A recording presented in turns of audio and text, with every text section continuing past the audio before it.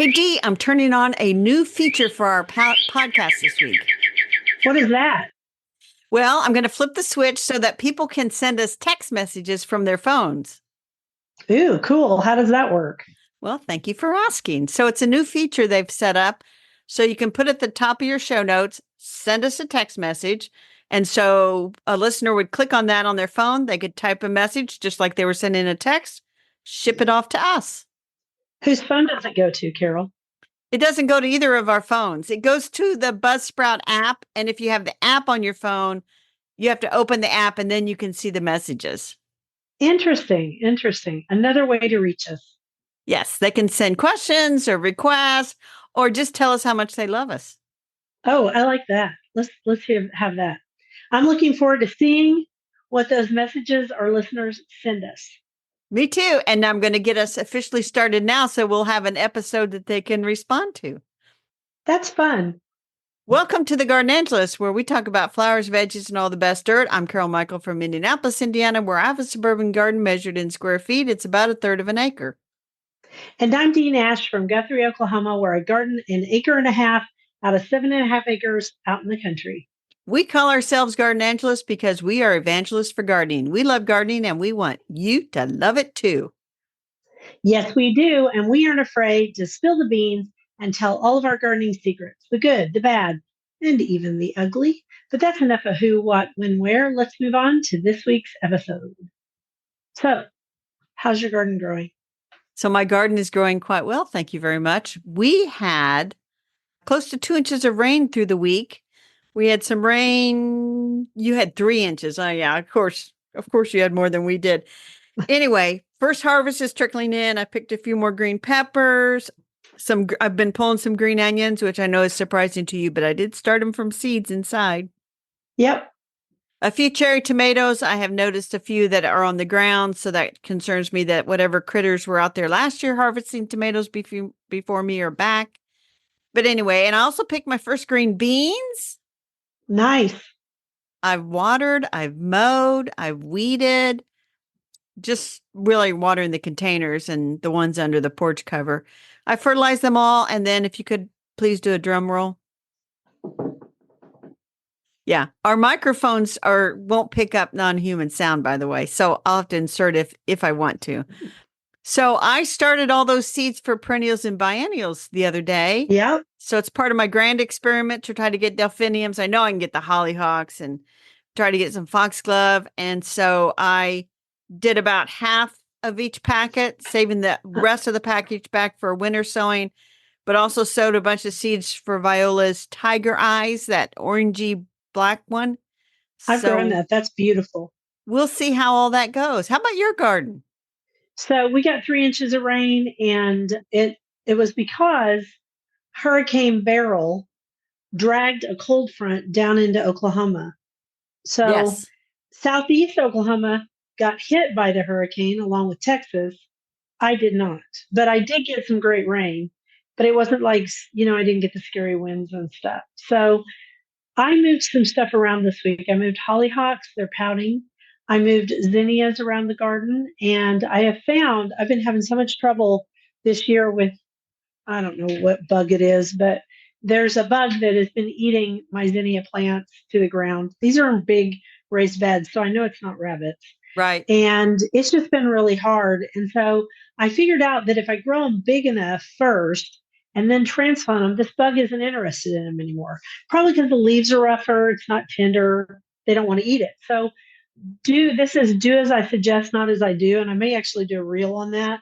Right. You should not be moving zinnias, hollyhocks, and stuff around the garden right now.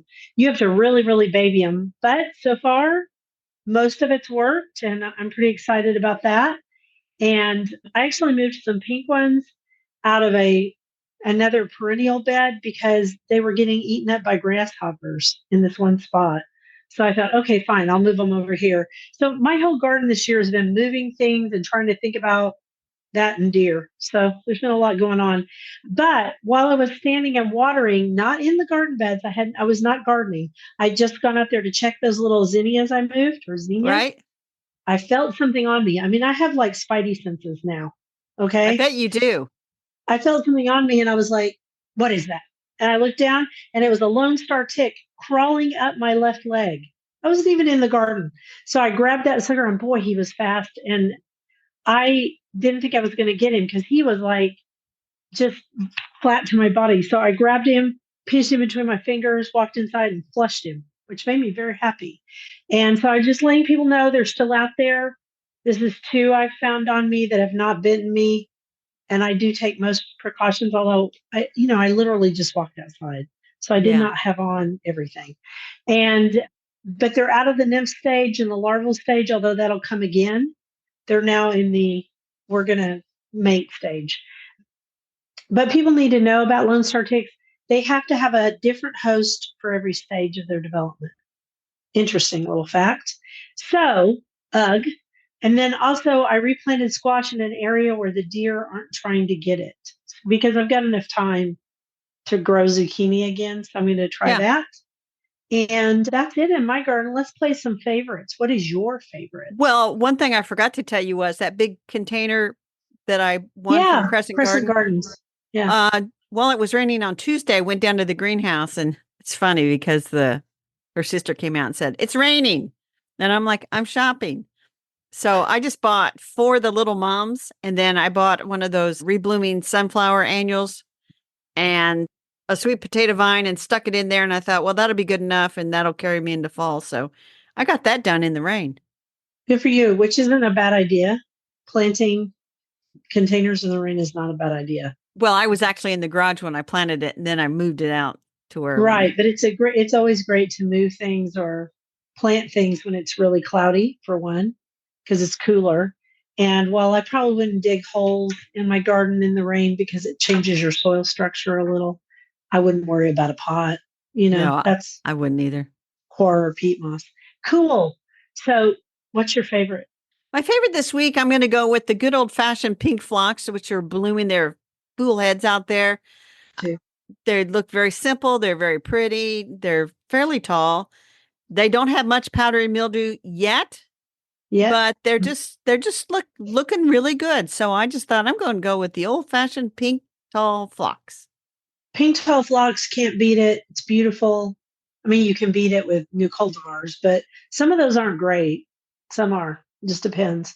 You want to hear mine? Of course I do. So all my hard work on zinnias. Yeah.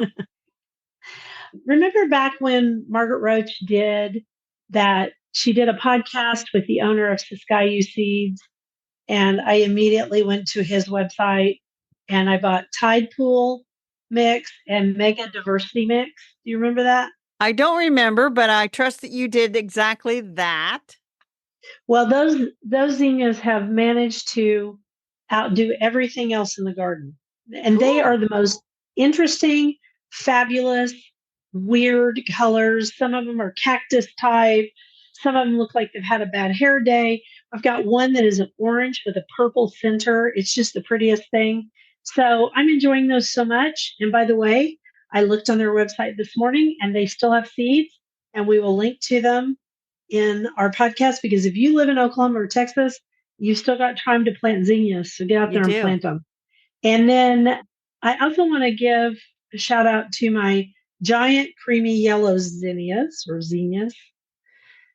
They are so pretty, and they have been in every bouquet, and they've resisted the mildew. And while all of the other ones I planted to try to create that bright yellow to white thing that I was trying to do, have had mixed results. I do have some bright ones, but the polar bear ones I've replanted 3 times. These giant creamy yellow ones, which I actually bought from Johnny's, they did great. So they've just been fabulous.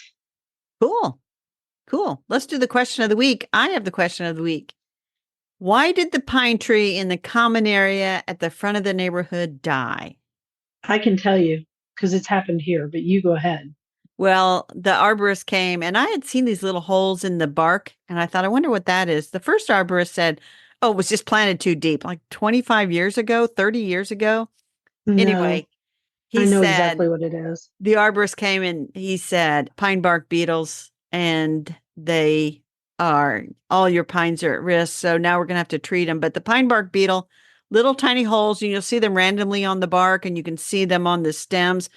and their little larvae kind of clog up all the little tubes and stuff, so the pine can't get any water anymore, and that's why Right. it goes from looks nice to my pine Dead. is dead. Yeah. And So it's so fast that honestly, it's really, really hard to treat it in time. So it affects all European pines, which you said white pines or any pines. Yes, it is not as, and here we call it pine wilt beetle. I'm sure it's the same exact insect because it's been a huge problem in Oklahoma. About 5 years ago, they came through here, and all of a sudden, everybody's pine trees were dying, and it was so fast. yeah, now it's not just European. These are, as far as I know, these are Eastern white cedar. I don't know. Or white pine, I mean. I don't know the exact pines. I mean, they've been there 30 years. I think they're the Eastern white pine, so they Uh can huh. attack native pines as well. But anyway, you spray the bark, and we're going to spray the bark of the dead tree and all the other trees to kill off the pine bark beetles, and then they'll remove the dead tree, and then we're going to have to, I don't know if we're going to have to watch and spray every year, but anyway, that was So the I just question. quickly looked it up. Okay. Yeah. And it's pine wilt. It's a fatal disease of exotic pines in the Midwest. Yes, it can affect somewhat native pines, but like the loblolly is highly resistant, which is weird. It loves to eat European pines first. So it's a it's a bummer. It is. It's And a bummer of a disease. I'll link to a Purdue Extension article that was pretty Extensive. comprehensive about these diseases and pests that can affect the pines. So And that like is the question. almost everything else that, yeah, pine wilt disease. Almost everything else that I see on here says, and I'm looking at all these different ones, USDA Forest Service, Colorado State University, all of them, right, that come up really fast. And so they say use carbaryl or the pyrethroids by bifenthrin or permethrin, which is all part of that same stuff that comes originally from, is it chrysanthemums? Yes, it comes originally from Yes. chrysanthemums, but now they've been able to figure out how to chemically produce it, and they've changed it various ways because, of course, stuff becomes resistant to Right. it. I'm sure. I'm just guessing on that last bit, but it's what they spray and use on almost everything right now because, for one thing, it doesn't persist in the environment quite as bad as other things do. Right. So it's not as dangerous. And interestingly, it's similar to what, I don't want to say that for sure. We have a huge problem here. You know what? We'll make that our question of the next week. I'm Okay. just gonna say. So anyway, So if you're remind me. yeah, you should look at your pines, and if you see these random little holes, and they're just little pinholes, Get them treated. you get them treated. Permethrin is what they're going to treat these with. Anyway, I'll do a Yeah. quote. We'll talk about something nicer Oh, like by the way, flowers. did you say the part about it'll be in a random pattern? If it's all in a row, it's probably woodpeckers. Yes. If all in a So row, it's woodpeckers. Yes. okay. All right. Yes. Quote. I suppose the pleasure of country life lies really in the eternally renewed evidences of the determination to live. Vita Sackville West, except for the pine. Yeah. So our flower this week are begonias because we said last week we were going to talk about begonias. And guess who wrote an article about begonias for Family Handyman? Well, I couldn't remember if I had or not, so I looked You it did. up and I did. It's not very long. I mean, it's really there's hardly anything to it. And I'm thinking, did they edit this thing down to nothing? I don't know. Anyway, so I did a deep dive though. I went to the real source of begonia information. Which is the American Begonia Society. Yes, and if you're interested, Dee, they have a big convention coming up in August, and I did find That's out okay. some really useful stuff that I think applies to all different kinds of flowers. So, first of all, they have an interesting article on there about the life of a cultivar, and Not said long. they said the average begonia cultivar is in the trade for about 10 years. And there's been like 20,000 cultivars that they know of, and only a few of them are still around. And so they said there's three main reasons why a cultivar might disappear. Okay. And you wrote them down so we can go over them real quick. So the first one was most were never meant to last very long because in the 1800s and early 1900s, most begonia cultivars were named to honor the aristocrats who were paying for the greenhouse and the gardeners. I will just say up front, this is also true of roses. Yep. So many roses were named for aristocrats. Some of the best roses from that historical time are either in the progeny of new roses or they are still out there. Madame Hardy is one of them, for Right. example. Right. Same thing with begonias, although begonias don't tend to last as long as roses do. So they named plants after their friends, sponsors, and rulers in order to show them how important these people were because they were giving them money. And so they were gifts, and a lot of them only survived a year. And then the old new and improved, which is the nurseries were doing a lot of hybridizing, so constantly improving varieties. So what seemed like a really good thing was new and improved. And so why have the thing that's not really good if the new and improved is better? So they would sometimes it would be the same name, but usually they would give it a new name and then the old out with the old, in with the new. Right. And so in respect with that, you have get out of the gene pool.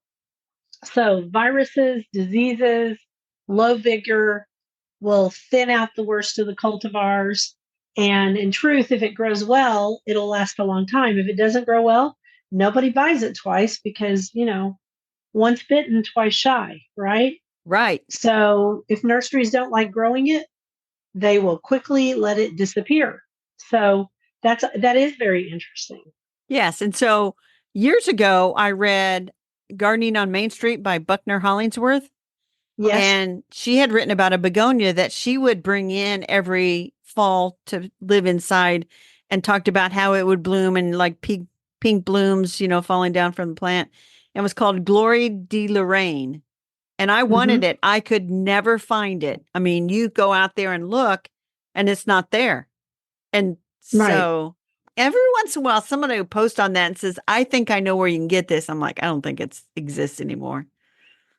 Right. Because, well, begonias are used for bedding a lot or as specialty plants. Right. And so they need to be at their very best. And so if something doesn't make it, whether it's your favorite or not, it's out of here. And you found 3 begonias that are all American selections. Yes. And those are two of them are Begonia Viking Explorer Rose on Green, which they sent me seeds for 2 years ago. And Yes, and that was very pretty. They sent me seeds this year, but I failed as germinating. None of them I germinated. didn't either. And then that was a 2022 selection. And then in 2019, they had Viking Explorer XL Red on Chocolate. I've not seen that one. It's very pretty. Interestingly enough, Begonia Pinup Flame was a 1999 winner. Good luck. Never heard of it. Good Yeah, luck never heard finding of it. it. They don't even list, a lot of times on All America Selections, they'll list where you can buy it. There's nowhere you can buy it on this one. I think it bit the dust, even though it was an All America Selection. Yeah, it went off into the begonia sunset. So in respect with that, I think, and I've grown these, the big begonias, it's big, is trademarked from Benary. Benary is also the company that creates Benary's giant zinnias, Yes. right? Yeah. And so big begonias by Benary are really, really a breakthrough. And it's because they have great big flowers on great big leaves and they have great structure in the garden. But here's the thing, I've only seen them. I don't think they're catching on here very fast because they're extremely expensive in the stores at Home Depot and at Lowe's. And that's the only place I ever see them in the spring. And so that's, if you see these, they are worth buying. But most of the nurserymen in the Oklahoma area still grow. I don't know which. It's called the Drink Series, and it's daiquiri. They all have drink names, and that's Right. really really Right. popular too. They're not as good as big begonias. I've grown both of them, but while I was looking at this morning and updating my part of the notes, I thought back to last week when Beth Teal, a good friend of the podcast, as we like to say, she lives in Tulsa, and she posted on Facebook about a begonia I haven't tried yet. And this is what she said about it. And Beth is one heck of a gardener. And so if Beth says something's good and she's willing to pay for it, it's good. Okay. It says this proven winner's surefire rose begonia is good in sun or shade. So many blooms. I will be buying this one every spring. I recommend buying as soon as you see it in 2025 because it was hard to find. Well, I I texted her this morning and I didn't know if she would be able to get back to me quickly, but she did. And she said she said that she found them at Ace Hardware on Peoria. I figured she found them at Home Depot, but she Right? didn't. She found them at Ace Hardware. And I guess they were in the Proven Winners plant packages. And she said that they cost $6.99 a piece because, Yeah. plants went up this year. They are not cheap. But she said, I hated spending that, but she said it's one of the best ones she's ever grown. Yeah. And so again, I have failed as a podcaster because I think it was Burpee sent me a begonia for a hanging basket that hangs, and it's growing out there quite lovely with not much care. And I will put in the show notes what it is because it's pretty nice. It has little white blooms. Yeah. And it's good for a hanging basket, which kind of goes back to the three main types. And so that Yeah. one, that surefire, that's surely a wax begonia, perfect for bedding Yes. out. That's what I called fibrous rooted last week. Right. I've And never heard then that term. the tuberous, which my dad always grew, have the great big flowers, and there's like a big Sometimes tuber. double. Yeah. They're Yeah. double flowers. They're very pretty. And Hard to then grow. Rex are the ones that people grow because of the leaf and the different colorations on the leaves. I have 3 of those right now. And I have one that I'm trying for Doom and Orange, which I guess I can find that info for you. By the way, guess who loves begonias to eat? Deer. Deer. I was going to say that begonia flowers, they are edible. Yeah. They won't kill you. Nope. So if you wanted like a little garnish, like on a drink or something, not that people would eat it, you could put a little begonia flower on there. And don't put them where your deer are grazing because it's going to be a problem because they're going to eat them.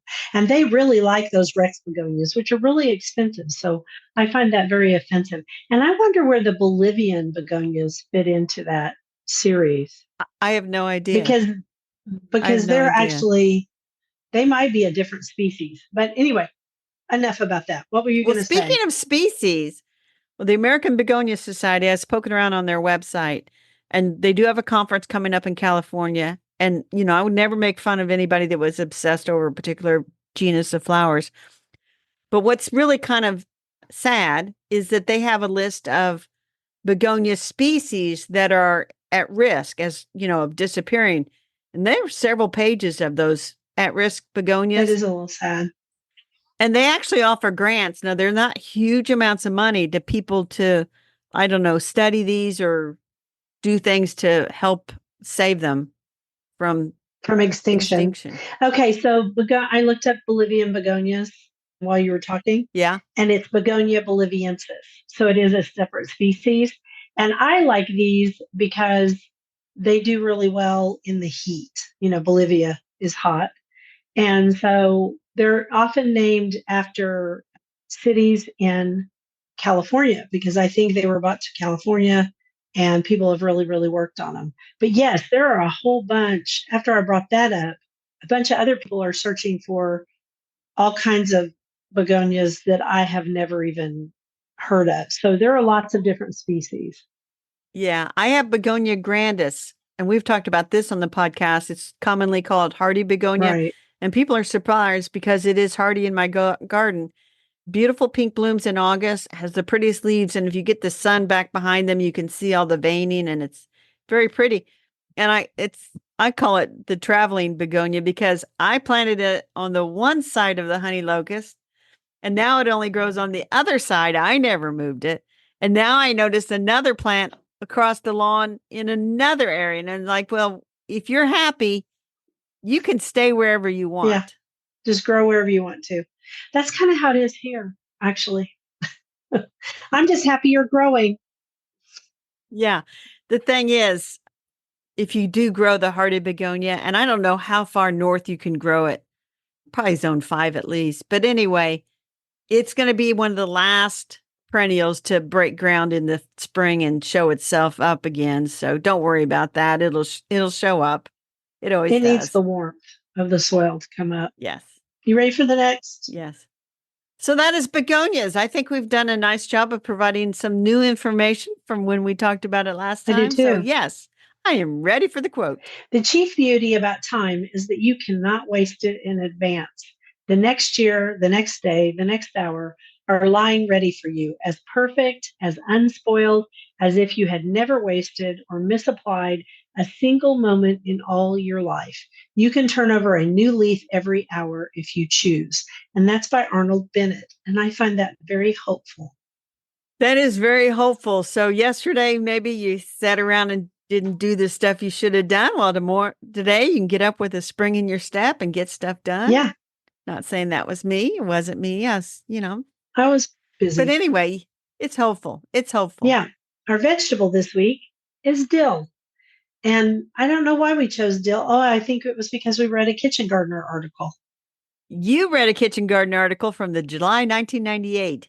Dill's a breeze. And I'm like, well, I would call it a big deal about dill. There you go. So it's all about harvesting seeds versus leaves, the fact that butterflies adore it, including the black swallowtail, which is the state butterfly of Oklahoma, and what kind are less prone to bolt, because in Oklahoma, that is a huge problem. Is it a problem in Indiana? Well, my dill flower freely. So if that's what you mean by bolting and then you have less foliage, it starts to get all kind of brown and leggy. Yep. Then I as we worked on this topic, I believe I said to you, "Oh, there's varieties of dill other than the packet of seeds that Carol bought years ago, sowed in her garden, and now she's just has dill that comes up for free." Yes, Carol. We went to Johnny's Selected Seeds, who sells things for people, for home gardeners and market gardeners.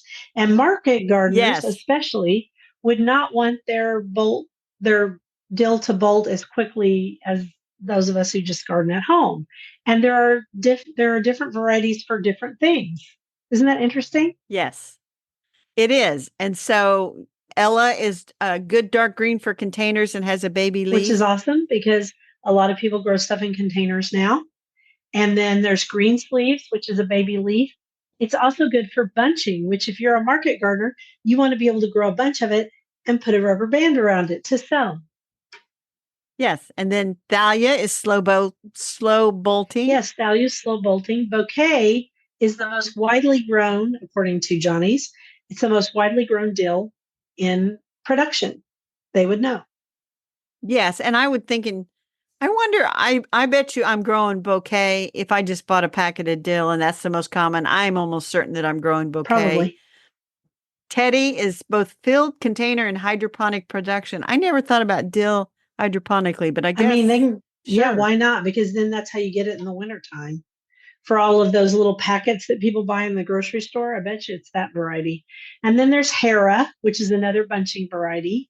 And I have grown Super Ducat before, and it's a standard bunch variety that is slower bolting than Bouquet.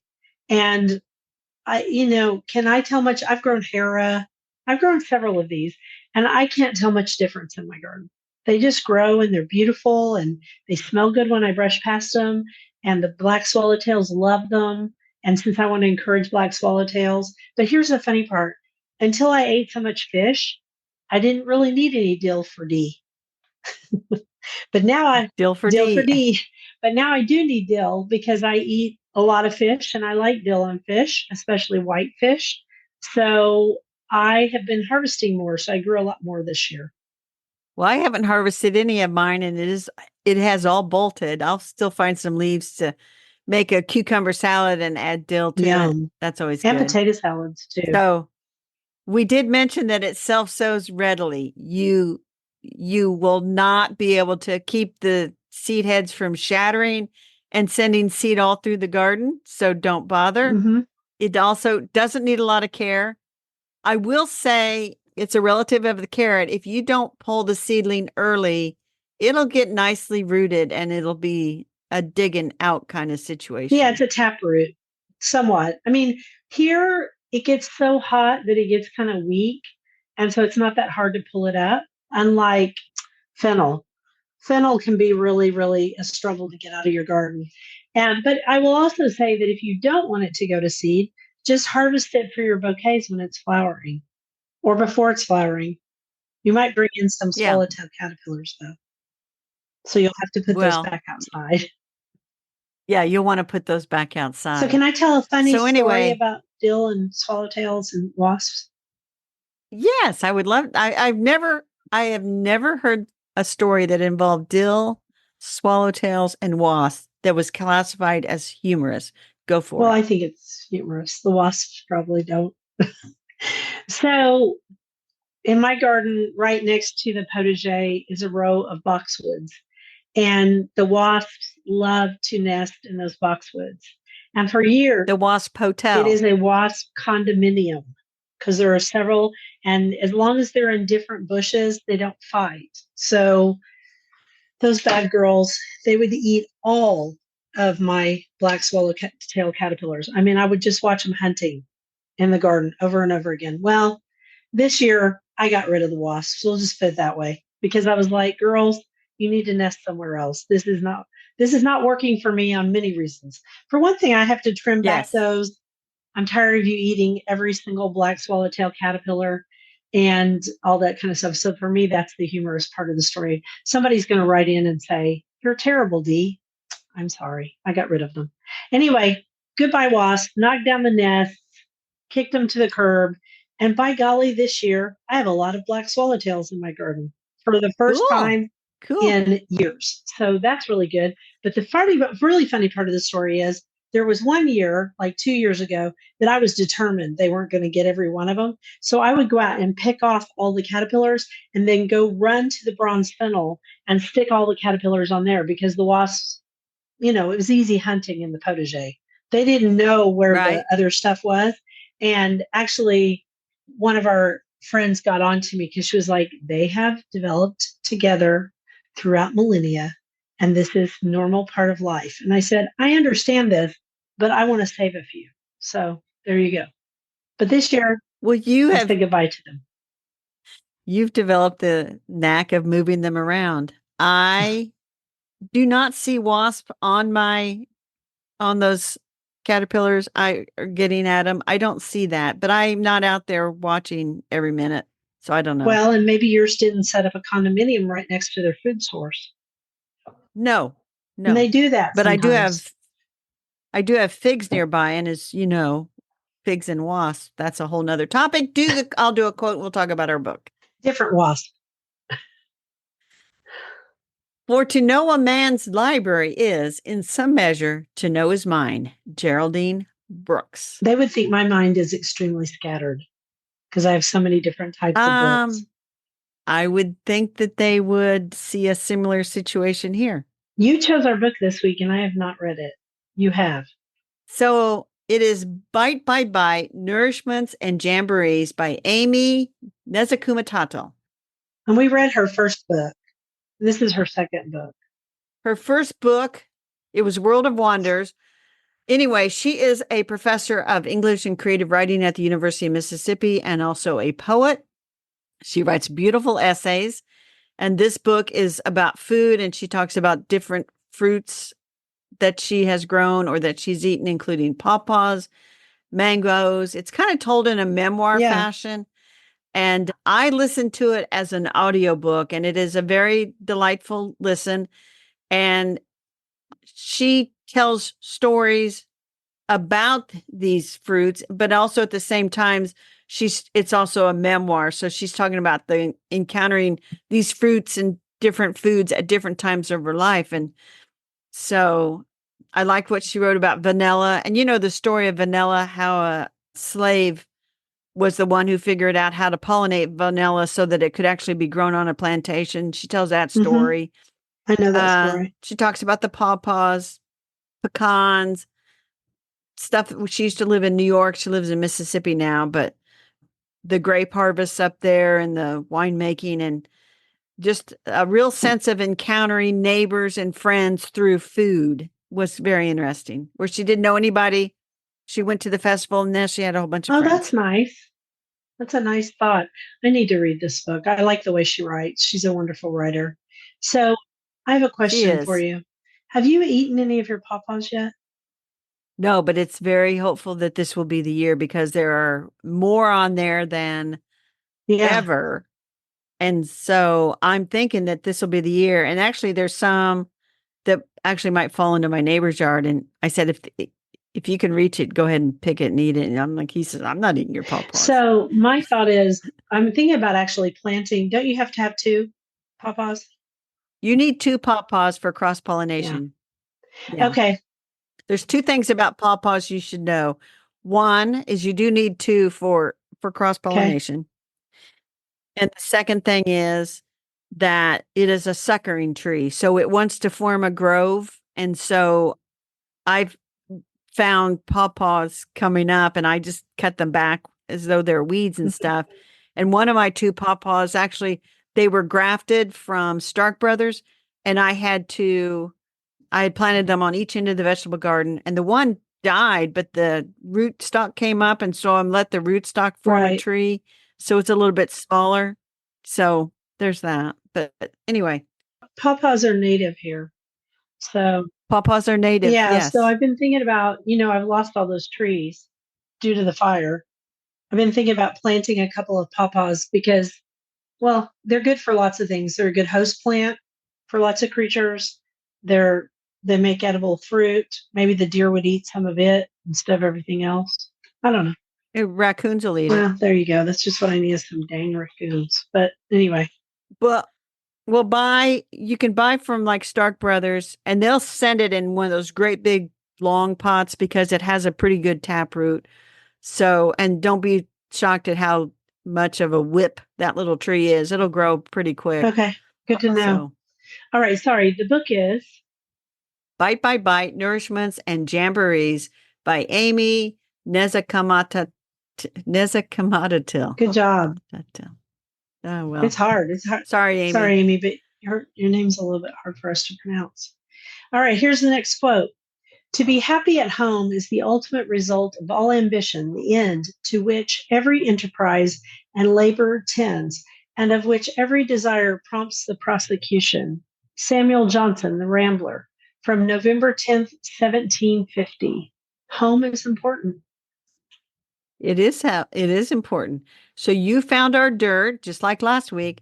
Why America's berries have never tasted so good. Yeah, this was in the Wall Street Journal, and I subscribe to the Wall Street Journal. So we will get a gift link. There is an interview with Soren Bjorn, who is the chief executive of Driscoll's Berries. You see Driscoll's in the store. Sure. Once again, it's that same old adage of the berries that are the best tasting berries or the best smelling rose or the best whatever. Often, genetically, it is not the one that travels so well. Same thing with tomatoes. My friend at the Right. CSA, Kamala Gamble, she gave me a whole bunch of, now I'm going to go think of Cherokee purple tomatoes. And once again, I was reminded how thin the skin is on them. Well, it's the same way with these berries. The best tasting berries, of course, don't produce as much, are harder to ship, and aren't as red. He's speaking of strawberries and that particular thing. So they started throwing them away way, way back. And then one day it dawned on all of them that maybe they should bring them back into production. Perhaps people would pay for berries that tasted exceptionally good. I'm sure the heirloom vegetable movement helped with that. And so he said, quote, we got excited about all the varieties that we were throwing away. And we wondered how much consumers would be willing to pay for the best berry they never got to try. And so now they're selling these ultra flavorful strawberries, blueberries, raspberries, and blackberries under a new label called the Sweetest Batch. Okay. And this person just says flat out, they're expensive. They're only available in limited quantities because, again, they aren't high producers, and they're only available during certain times of the year. Again, a lot of things only produce certain times of the year. But Americans are stretching their berry budgets to buy them, is what they said in the article. So this is the important part. If you want to know how to find these berries, you need to look for the label. So there's yellow for conventional berries, green for organic, which, by the way, the organic berries do tend to taste better. And I think it's because, again, they're grown in more limited quantity. picked at the peak of ripeness, Right. etc. But if you find a clamshell, which is what they call those plastic dills, they're called clamshells because they have a hinge. Right. If you find a clamshell that says Driscoll's sweetest batch, you might want to snatch those up to see if they are even better than their regular berries. And I have not seen them anywhere yet. And you know me, I shop at all the most expensive stores because I have to buy weird stuff, But cool. I mean, what a cool idea to bring them back. It is I cool. hope people buy I them. have also not seen them, but I am going to look for them at my fresh time is likely to have it. Yeah, I figure it'll be one of our more, like Sprouts or Natural Grocer or somebody like that. Natural Grocer only have it if it's grown organically, though. They only do organic produce. And that's a funny thing, too. When Natural Grocer first came to Oklahoma out of Colorado, a lot of my friends complained because when you would go in and look at their produce aisle, they didn't have everything all the time. And I had to explain to them, well, that's because it's organic and they only produce stuff in season. So if they can't get it organically, they don't have it. So some things you can get because of hydroponics or get it down in Mexico or South America. But a lot of things you can't. So buy it in season. That's right. Eat in season. All right, I'll do the next quote. Frodo was now safe in the last homely house east of the sea. That house was, as Bilbo had long ago reported, a perfect house, whether you like food or sleep or storytelling or singing or just sitting and thinking, best, or a pleasant mixture of them all. Merely to be there was a cure for weariness, fear, and sadness. Obviously, that is J.R.R. Tolkien. And the interesting thing is that you chose all of these and they're all about home. Well, what kind of happens is you start to get a theme and then you say, you know what, Go find more. I'm just gonna pick these on this theme. Were they all, I'm looking at They're them kind of now. all Were about they all home. about A lot home? of them were. Huh. I don't even think we realized it when we picked them last week. Yeah. Interesting. So this is our rabbit holes. My rabbit hole was being in search of those berries. I haven't seen them anywhere, but I think berries overall are tasting better. I think personally that Driscoll's put some of those berries back into its genetics because they are just better than they were. For a while there, every dang strawberry you ate tasted like cardboard. And so that's getting better. And also, there's a lot more diversity in berry production if you want to produce your own berries. And then I give a shout out again to my friend Camilla Gamble and her CSA. And so I wanted to make this corn zucchini chowder, which I will give you the link. It's a ladies' Facebook group. It was fabulous. And you might think summer chowder, but you know what? It was very refreshing. It had zucchini, squash, fresh corn, potatoes, new potatoes, onions, and it was just delicious. And I added chicken to it. And I've also been Sounds good. researching. It was good. We had it last night. And even my little granddaughter, who's picky, was like, she didn't want to try it. And her mom goes, you have to eat 2 bites. And so she ate 1 bite and she said, oh my, this is good. She was so surprised. Good for her. And then I've also been researching deer deterrent, and I just recorded an Instagram reel about it. It'll be out next week. Cool. Well, I was researching a particular lost lady who was going to be the lost lady last week. And then I started getting too interested. And then I started looking for a bunch of her books. And then it just got to be a bunch of book buying. And then I'm online looking for books by this lady or the ones that she illustrated. She is an illustrated author. And so I decided to park her and do the one I did last week because I wanted to get some of these books in. So it's just been crazy. And then it's like, I need to look on eBay and I need to look on Amazon to see what books did I buy, So you don't buy them again because that's happened to me before. Exactly. Yeah. So anyway, and while I'm searching for these books, for some odd reason, you're online texting me about old magazines to buy. Well, sometimes those magazines have articles by the people you're looking for. Exactly. So last week's Lost Lady, who I did very quick research on, and I was a little concerned because her book was written by Mrs. William star Dana, which usually it's like, okay, who was is she? that person? Boom, Yeah. she popped up. It's Frances Theodora Parsons. And, or as I like to say, Frances Theodora Smith Dana Parsons. She was a childhood friend of Theodore Roosevelt. so how many times was she married? Twice. Okay.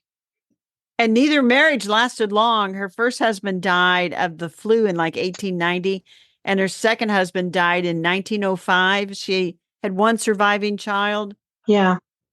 So, but her book was How to Know the Wildflowers. Nice. Which is still, I mean, it was in print for a long, long time in multiple editions and is still considered like a standard amongst wildflower people. Right. I can only imagine. So, and then she wrote another book about plants for children or something like that. I should know the exact title. I may have that. But it was it's designed to teach kids about plants throughout the school year. And so like a teacher could use it to teach plant botany all through the school year. Imagine back when we taught botany for school year stuff. I wish we still did. I wish we still did a lot of the classical stuff because Anyway, that's just my personal opinion. Okay, so let's go on to garden commissions. What are you going to do? So this week I need to pin down that landscape fabric. I started laying it down on July 4th and it's still flapping in the breeze, although it's kind of weighed down with bricks.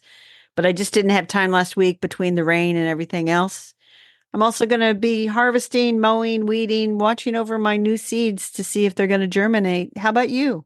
I'll be weeding. I wrote a pretty long blog post about weeds, and Lord knows I have them. And I need to put on my tick clothing and my tick spray and get out there and weed. Yeah, and you're writing useful posts about weeds, and it was very useful. I just wrote a post about flower talk, and that's all I'm going to say about that. Well, fun posts are great too. So I think that's it for this week. That is. Thank you for listening to The Garden Angelist. I hope you've hit that subscribe button so you don't miss a single episode. We publish every week on Wednesdays at 12 a.m. Eastern Time. If you subscribe to our free Substack newsletter, The Garden Angelist at Substack.com, you'll get a link to listen to the podcast a whole day early.